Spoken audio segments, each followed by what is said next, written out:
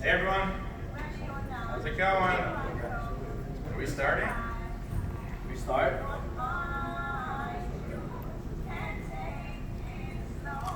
That's you?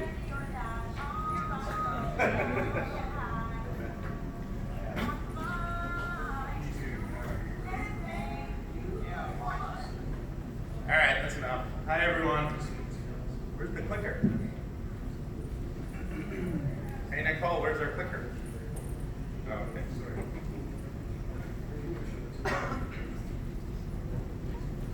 Thank you, Nicole. Can everyone hear me okay? I'm pretty loud. Can anyone not hear me in the room? Okay. Our counselor will probably tell us to read this, but life is too short. We only have 20 minutes with you all, so we're going to take this opportunity and make the most of it. We wanted to first start out by thanking the Benzinga. This is a tremendous opportunity, and we've taken advantage of it full steam ahead. But most importantly to us, the Benzinga organization has supported us from before licensing. Our council actually said, hey, a little louder? There you go. All right. Thank you. Yeah. All right, let's get into it then. You want me to start singing the Fugees again? There you go. So we wanted to take this opportunity to thank the Benzinga, because without this opportunity, we may not be standing here today. That's a pretty obvious one, but we just want to thank you. We learned a lot from this opportunity, starting with Mr. Linton's speech about problems, which how he started. It was a really great point he made. I really enjoyed it. He said, everybody walks into our offices and brings their problems to us. And it kind of hit me, because we've been doing that for years. We kind of express our problems. But he said, if you take all these small problems and make them a really massive one, you have a much greater return. And that's a great lesson. It's a great lesson to take away from this. And most importantly, we just want to say thank you to the Benzinga. You all are awesome, and we appreciate you and everything you've done for this company. All right, let's focus on us. We're pretty selfish people. So this is us. Jamie Ferroli is sitting right there, the beautiful man in the front row. He's put hundreds of brand partnerships on thousands of shelves. So Jamie's family's organization distributes consumer packaged goods from Maine to Florida, and he's got a lot of experience with consumer packaged goods. He's also a brother and a family member. Danny Amori is our co-founder. He's an actual brother to me. He has won compliance insurance exit. Most importantly to me, he's a Michigan native, because that's also where my wife is from, and he's my brother-in-law. He's a great guy. More importantly, he knows how to get licenses on his own with the support of his team. Tenay Kham. I have been a cultivator, a scale cultivator for the past 8 years in this space. My experience ranges in 5 states. I've touched over 400,000 square feet of cultivation. Everything from seed to sale. My legacy here is I'm a scale operator, and this is a transition into a great venture in Michigan. I'm a tech guy, so I scale very large tech organizations. I took a concept all the way through an exit to the fastest growing golf company in the world. It was a software application. I brought something to the world that's never been done before. Why I'm telling you all this is because I knew I needed my Wozniak. I needed my chief technology officer. I needed my team to support me in my pursuits. And I've sold a lot of stuff and I had one exit. That's me in a nutshell, but more importantly, the team you put around you is extremely important. So I mentioned a problem, right? The big problem Bruce Linton brought up, a massive problem. We identified a massive problem, but the little problems we see all around are consumers and their pursuit of cannabis, right? We feel the problem is they're very undereducated in this pursuit. Nobody really knows what one drink equals one shot, equals one glass of wine, equals one beer. That is the baseline. Let's figure out how to use this for recreational purposes. Obviously there's medicinal effect. But let's get a baseline for people to approach this great substance. Our why is very simple too. Just to understand cannabis better in a greater way for more impact on society. We're going after big human needs, right? I've been using this plant since I'm 13. It's my off switch in my life. We work 18-hour days, hard hitting. I'm from Brooklyn, New York. I'm very in everybody's face. But you know what? I need to shut off because I have 3 beautiful children and a wife. And this is my off switch. It's how I use it. But everybody has their own pursuit and a reason for using the substance. Our how is really just to educate with transparency. What are cannabinoids? What are the endocannabinoid system? And why are they important to this plant and us as individuals? Our what is just a simplified product. So, I'm going to go into robot mode for a second.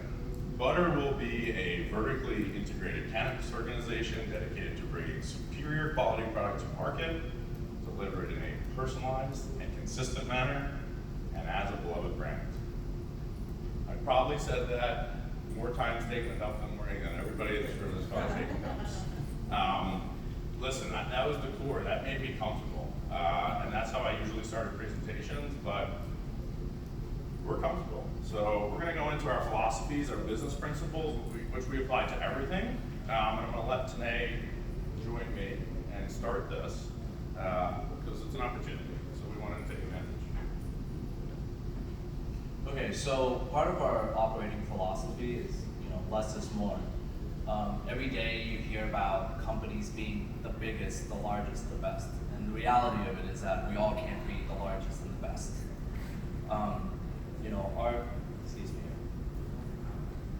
Our approach to this was just, it's simple, and that is the simplest solution is typically the best solution. And for us, this meant building a manageable company with the limited resources that we had, right? Building this sustainably and rationally has been, a core foundation of our success. Overthink, don't overspend, right? We see a lot of people throwing a lot of money at the big problems. We took a little bit different approach. It was a happy accident. We were trying to pick a headquarters for our company. I live in Beverly Hills, Michigan, and Danny lives in Berkeley, Michigan. And I was like, Danny, you're a way more stable person than me. I think we should headquarter the company at your house because you're less likely to move.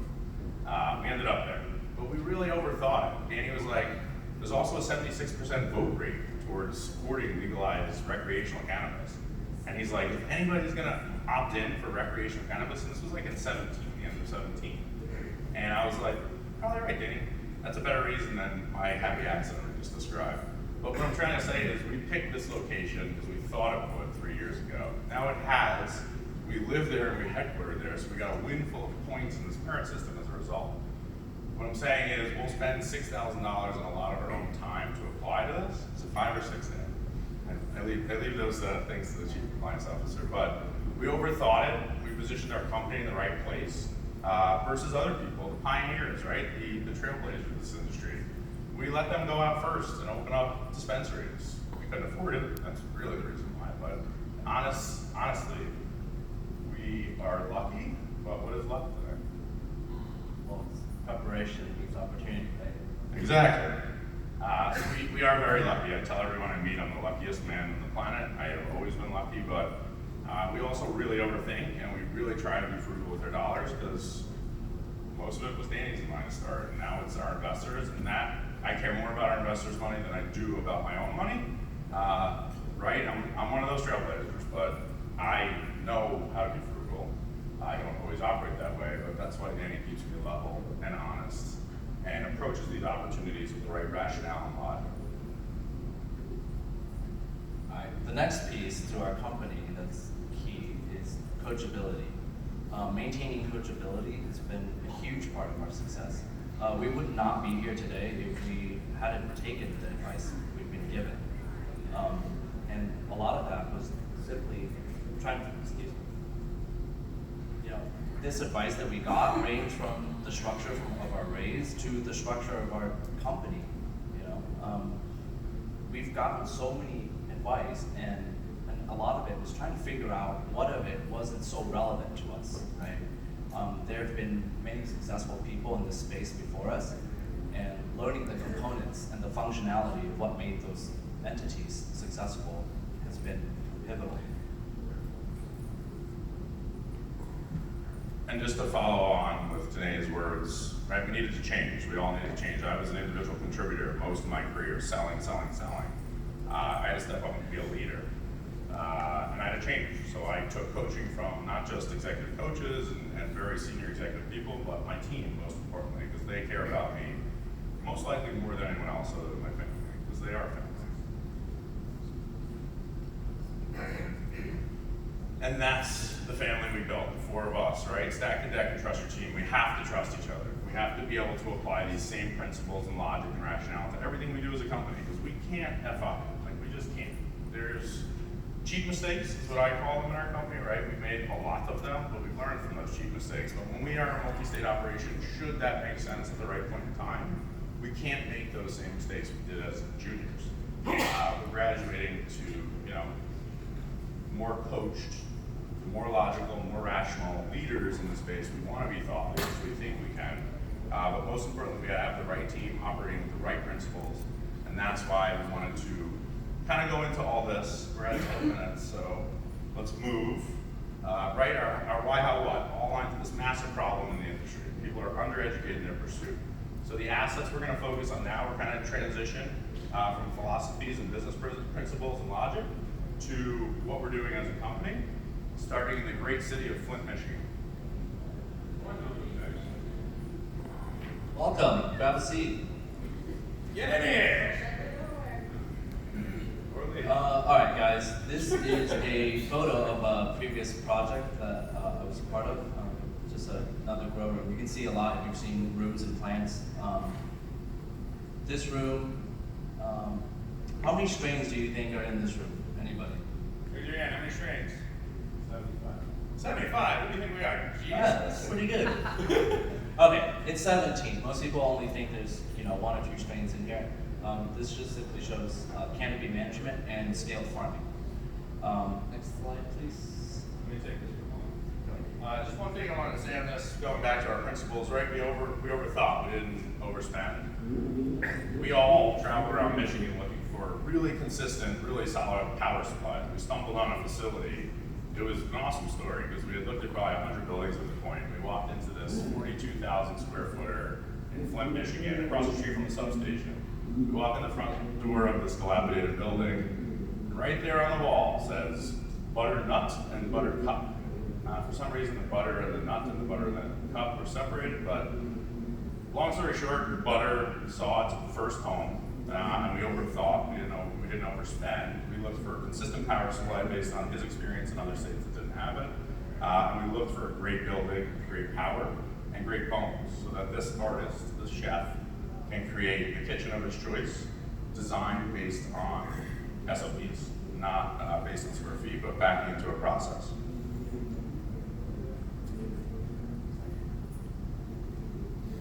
Okay, so this is the floor plan of the facility.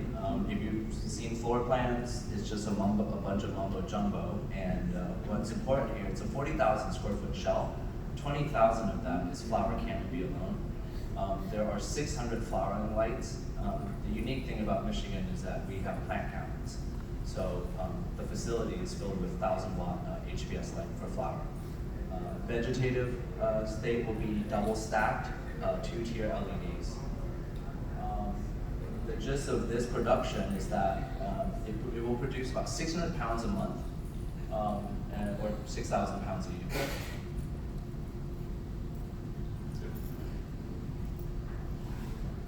So our approach to market, our business plan, started with flowers first. We knew that the market would be as dry as it was because Tenay had been through 4 states prior that eventually became very mature medicinal states or very mature recreational states. So we were always focused on this cultivation first and then retail. We knew we could take advantage of really high margin, really great unit economics, right? You're talking about an $880 cost of production and a sale price that's ranging from anywhere from $3,500 as the mean to numbers that won't exist for very long. But there's a period of time we will have that. Retail is also very important to us from the sense of maintaining 280E best practices, right? I have a little bit of an accounting background and understanding of how businesses should be run. We have an added layer of the federal government calling us an illegal substance, but taking money from us at the end of it every year based on the gross profits. So we have challenges that I never foresaw in legal businesses, but we operate in illegal business through the eyes of our federal government. Then we'll move into a lab, right? We knew flower first, we knew lab costs were too high. When I say lab to everyone, that means whatever you do with the plant after the plant is made to get a consumer good to market. So that's edibles, tinctures, sublinguals, everything under the sun, everything that's gonna come happens with a separate licensing agreement. And a separate, facility.